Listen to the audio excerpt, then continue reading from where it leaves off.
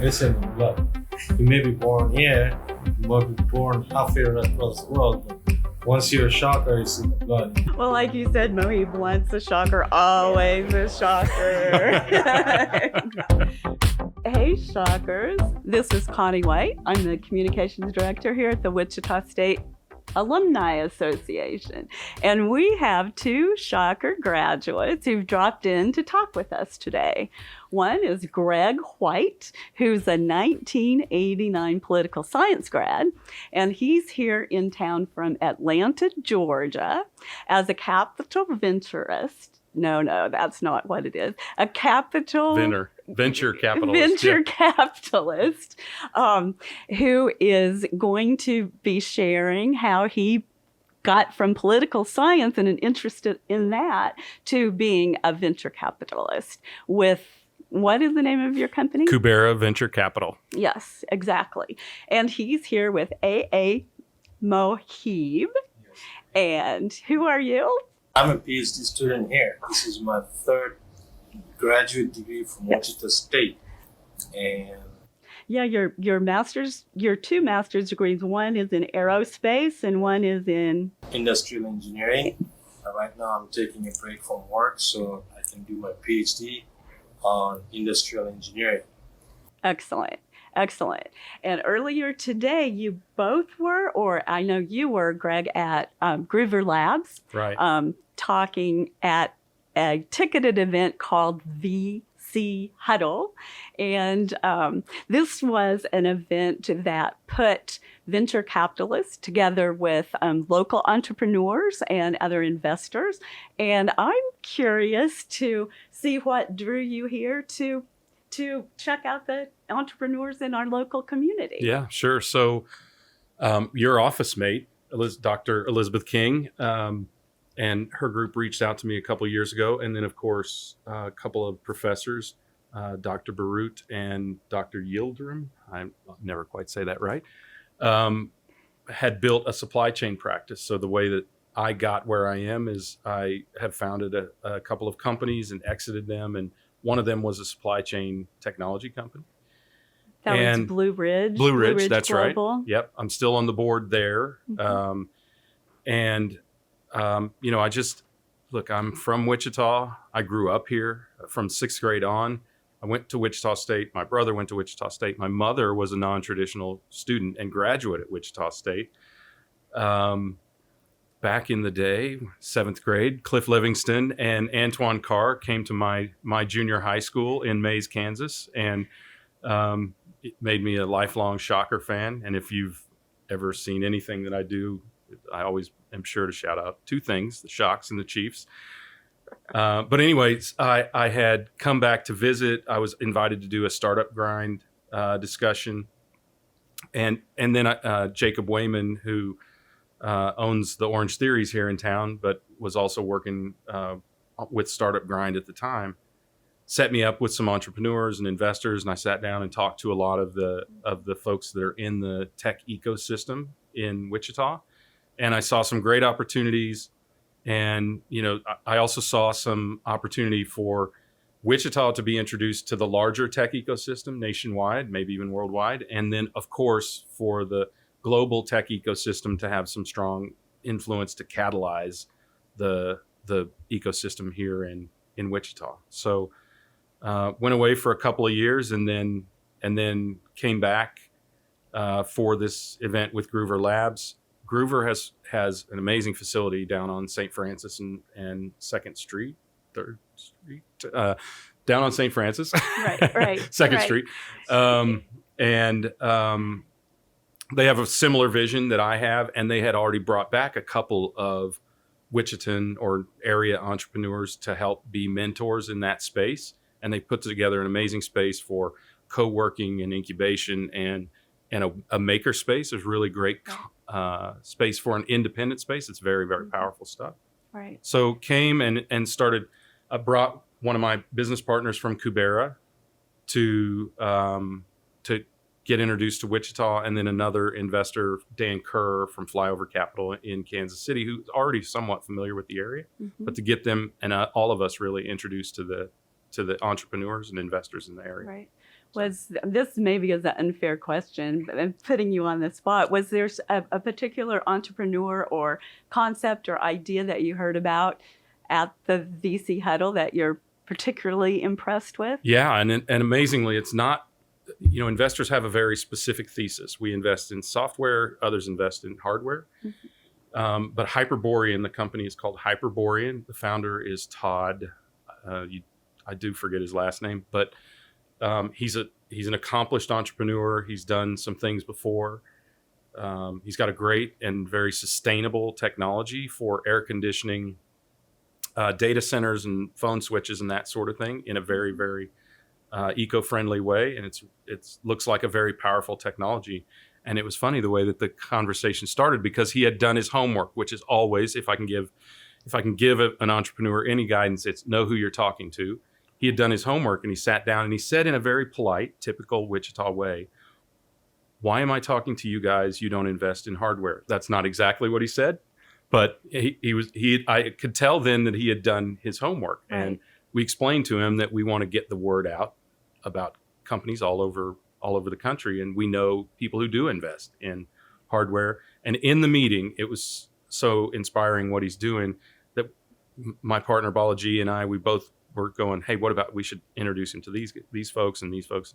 So it was a powerful meeting, and it's a very impressive technology by an experienced founder. Right. So that one stood out far right. above the rest. I mean, there was a lot of great folks that we talked to, mm-hmm. And the entrepreneurial spirit is strong here, and that's honestly, that as much as anything, being a Wichitan or anything, is what's drawn me back. I feel like we need to transfer the typical entrepreneur model, which here is a lot of oil and gas and business development, and of course hospitality and franchises and aerospace, of course, to a generation that can focus on technology. And I think if we can transfer this entrepreneurial spirit to a new skill set, there's big upside for Wichita. Right, absolutely. When was the last time you were back to Wichita? I mean, how much has the campus changed since you've actually been here? So the last time I was here was 2019, April of 2019, to do the startup grind and, mm-hmm. and to meet with some folks. But before that, right, it had to have been 10 or 15 years before that I was here. And it has changed. It's changed even since 2019 pretty dramatically, because the dorms over here behind the Alumni Center were not yet built. And we certainly didn't have a hotel. And 15 years ago when I visited, we still had a golf course. Yes. Right? Yes. So I told the folks at NIAR, I believe they are on number 6 of the old golf course, which was the long par 5 along 17th Street. But I'm not certain that that's the case. But yeah, I mean, it has changed so much. There are so many new buildings. I actually went into Morrison Hall for the first time, because of course that's where the administration was, and you never really wanted to be in that building. Right. So, but there's so much incredible growth here. And I was just asking Mohib about what's the deal with, I don't even know what it's called. It used to be called Cessna Stadium. And I was at the last football game ever played in Cessna Stadium, Morehead State. I was going to ask you about that, because it was disbanded in 1986, and you were a freshman then. Just barely a sophomore. Okay. Then. All right. Yep. Oh, you were at the last game. Yeah. Okay. Yeah, and it was not pretty. We had beaten K-State pretty good that year, so we were feeling pretty good about ourselves. And then we had Morehead State down 32-3 or something at halftime.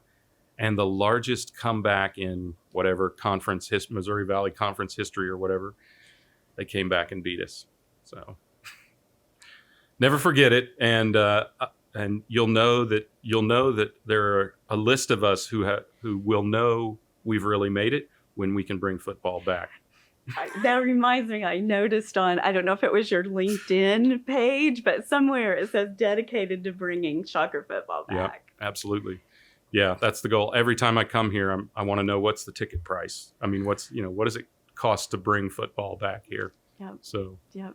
And it still is called Cessna Stadium. The last thing that I knew that was on the drawing board was that it was going to be imploded. Right. And then a smaller stadium was going to be built on top of that. I saw the Rolling Stones play Wow. at Cessna Stadium. I don't know how many years ago that's been now, but it was so exciting seeing that many people in the stadium Yeah. here. So it's going to be very, very sad if that actually happens. The only small request I would make is leave room for a football field when you rebuild the stadium. Okay. Yeah.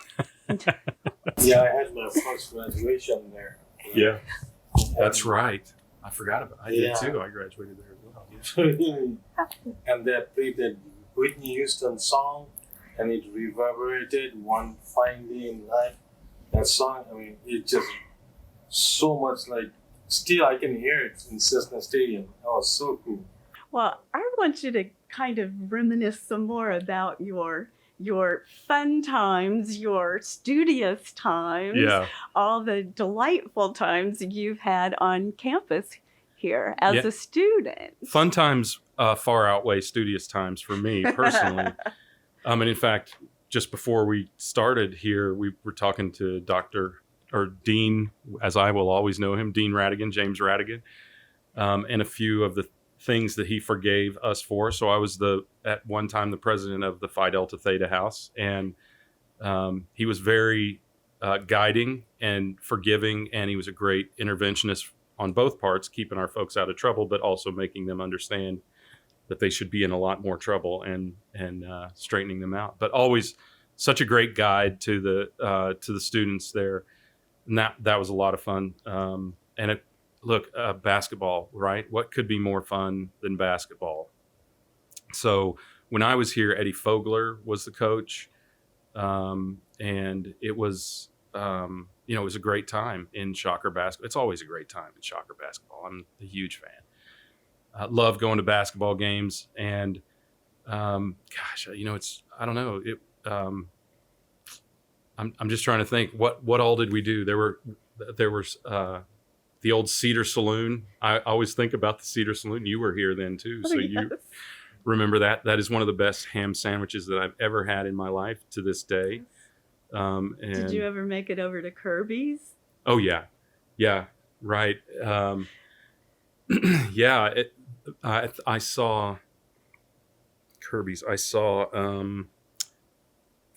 Werewolves of London. Who is that? Warren Zevon. I saw Warren Zevon there. Yes.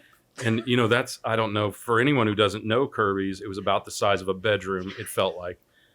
But to see somebody who was an act that anyone had even heard of was really cool, right? And of course the CI, the College Inn, was around, and it probably was a half dozen names even just in the time we were in school. But what I've always really loved about Wichita State, it's a family thing for us. My mother was, as I said, a non-traditional graduate. My younger brother, also a graduate, also a political science major, just purely by chance. Wow. It's always been a great fandom for us as a family. And it's a great, it's something really great to share with your family. My brother graduated from here, and his friends and my friends came over here from Indiana to graduate from here. And I'm working on my third one, and now my wife is also studying. She's a PhD candidate. Yeah. And my student back home is coming here next year to graduate and study.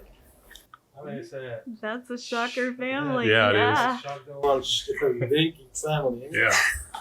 Yeah. I love it. Yeah. And I saw a Shocker brother when a Shocker brother when you see one, I go to his show, online podcast, the King of Podcasts and Supply Chain.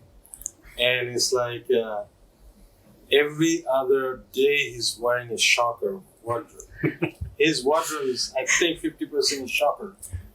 It might be more. Yeah. So we do live streaming and podcasting and YouTube and that sort of thing. So every chance I get, I'm repping WSU for sure.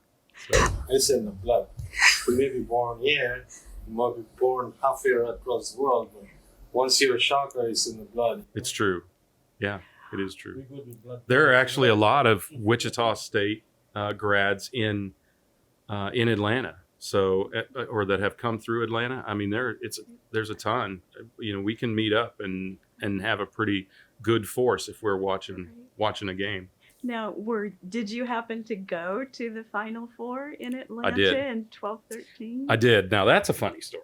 So I invited 8 people to stay at our house from Wichita, and they all came. And I'm a big New Wave fan, so judge me if you want, but I don't care. Another family tradition. And they brought me New Ways as payment, so that was sufficient for me. But it's also spring break. The Final Four is always during spring break, so I had to send once we made the Final Four, I had to schedule to send my wife and my 3 daughters, ahead to Hilton Head without me for spring break, so I could stay for the Final Four. And there was some spirited discussion, let's say, about that. But it was a great lot of fun. A good friend of mine, Brian Detain, Larry Detain, has done a lot of design work for Wichita State, and his little brother is my best friend from high school. So they all came out, and Larry stayed with us, and Brian stayed with us, and a number of other folks. And they got us great tickets, and we went to the game. And my law firm had also gotten us tickets, so I had to kind of abandon them because their tickets weren't as good. So, but I'll tell you what, if you, sorry, I don't mean to drone on about this, but it was really inspiring because, we got to go to the pep rally. Of course, it was massive. And if you know how the Final Four works, they herd you out, and then the next group come in for the next game. Well, the next group, when it was time for the previous game to depart, the Wichita State fans came into the arena 2 hours ahead of the game, and they were all there, the whole section. When I walked in, it was really impressive. I had to do a thing at the Chamber of Commerce, so I was a little bit late, but they were all there, and it was hours before the game. It was just so impressive. And by the way, we got robbed. The refs swallowed their whistles in the second half, or we would have won that game. I will never, ever let that go. Well, like you said, Mohib, once a shocker, always a shocker. Darn Skippy. Exactly. Well, I am just so glad you guys dropped in to see us and talk with us today. And so on that note, I think we'll bring it to a close, unless there's something final you'd like to mention to our shocker listeners out there. I'm just happy that the university is such a big part of this community, and I encourage folks, if you're not, to get involved. And if you're not here and you're listening to this, rep black and yellow at all times. I know we're supposed to say yellow and black, but the song is already there. So yes, and I just thank you and everyone. We've had a really great visit with the folks at NIAR here, and the Innovation Hub, and the Entrepreneurial Center, and of course Dr. Muma have been really, and of course the Supply Chain Graduate Program. It's just been really great. I see a lot of great things. This university's eyes are on the future, and they're engaging people who are in industry who want to help to really help uplift the system and the programs here. So excellent. Thanks. Excellent. Thank you guys for joining us.